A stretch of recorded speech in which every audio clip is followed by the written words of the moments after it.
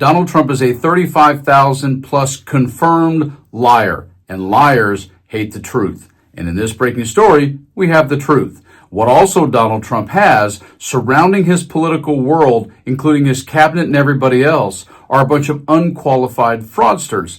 And what do they hate? Evidence. And in this breaking story, we have evidence. And what's it about? It's about the outcome, the aftermath, and the truth and evidence of Signal Chat Gate. Yeah, the war and attack plans, or attack plans and not war plans, however the Trump administration wants to spin it.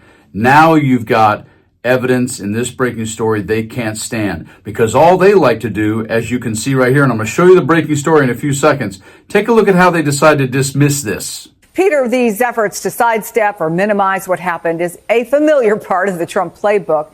How is it working this time, and could this incident possibly be too big for it to work? There was no classified information, as I understand it. President Donald Trump continued to downplay concerns over his national security advisor, accidentally adding reporter Jeffrey Goldberg from The Atlantic to a group chat discussing military attacks against Houthi rebels in Yemen. Somebody that was with Mike Waltz, worked for Mike Waltz at a lower level, had, I guess, Goldberg's number, or called through the app. But late Tuesday, Waltz took responsibility. A staffer wasn't responsible, and look, I take full responsibility. I built the group. Though he denied knowing Goldberg, as some Democrats call for Waltz and Defense Secretary Pete Hegseth to be fired. There's got to be accountability somewhere in this administration. Hegseth is pushing back. Nobody's texting more plans.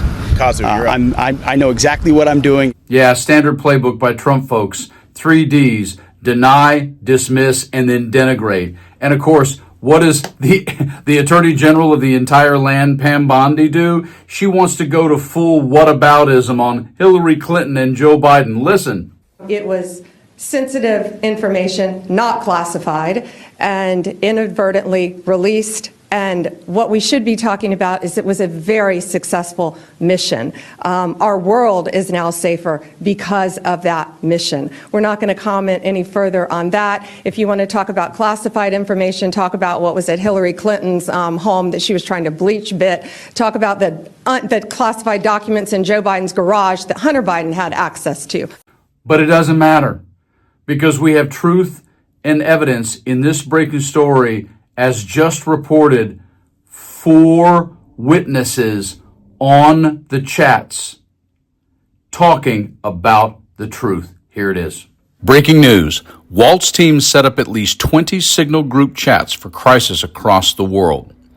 National Security Advisor Mike Waltz's team regularly set up chats on Signal to coordinate official work on issues including Ukraine, China, Gaza, Middle East policy, Africa, and Europe, according to 4 people who have been personally witness added to Signal chats.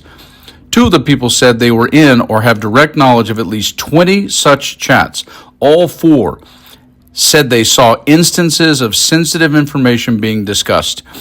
It's a more extensive use of the app than previously reported and sheds new light on how commonly the Trump administration national security team relies on Signal, a publicly available messaging app, to conduct its work. It was commonplace to stand up chats on any given national security topic, said one of the people involved in the chats, adding that the groups often included cabinet members and high-level staff. All 4 of the people were granted anonymity because they were not authorized to publicly discuss the private chats. Veteran national security officials have warned the practice potentially violates regulations on protecting sensitive and national security information from foreign adversaries and federal record-keeping laws if the chats are automatically deleted. NSC spokesperson Brian Hughes noted that Signal is allowed on government devices and that some agencies automatically install it on employees' phones.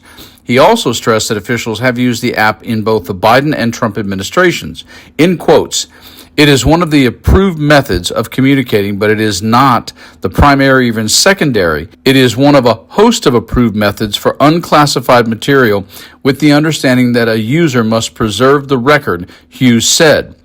Any claim of use for classified information is 100% untrue. true. None of the four individuals said they were aware of whether any classified information was shared, but all said that posts in group chats did include sensitive details of national security work. In quotes, Waltz built the entire NSC communications process on Signal, said another one of the people who participated in multiple group chats. Waltz and incoming NSC staff first started using Signal prolifically during the transition period before the inauguration and never stopped, according to another one of the four people who participated in the chats. In quotes, this is a bunch of folks who have never been here before and couldn't switch from campaign mode, said a fifth person, a former Trump administration official. Democrats on the House Oversight Committee sent letters Tuesday to multiple members of the Houthi PC small group Signal Chat, including requesting that they appear before Congress for transcribed interviews as part of their investigation into potential security breaches from the use of Signal.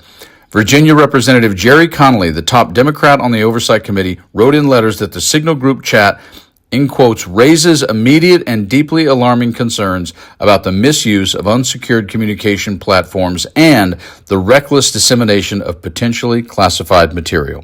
Now, as it is with Teflon Trump, is any of this, when they're running roughshod through the government and across the country, gonna really stick or cause any real immediate consequence? Of course not. Of course it won't.